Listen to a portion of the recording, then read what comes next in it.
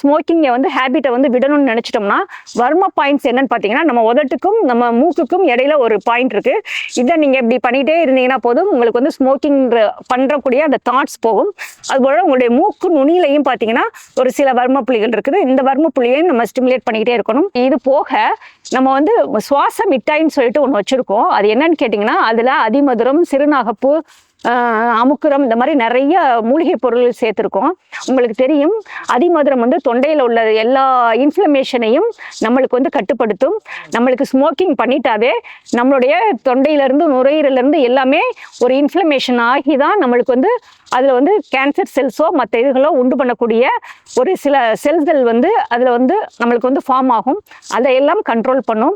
அதுபோல் சிறுநாகப்பூன்னு சொல்லி வச்சுருக்கோம். உங்களுக்கு நம்மளுடைய இதயத்தை பலப்படுத்தக்கூடியது அந்த சிறுநாகப்பூ. Heart attack வரவிடாது. அப்படிப்பட்ட ஒரு மூலிகையையும் அதில் நம்ம சேர்த்துருக்கோம். மெயினாக பார்த்தீங்கன்னா இந்த சுவாச மிட்டாய் எதுக்கு அப்படின்னு கேட்டிங்கன்னா, உங்களுடைய நுரையீரலை பலப்படுத்துறதுக்கு.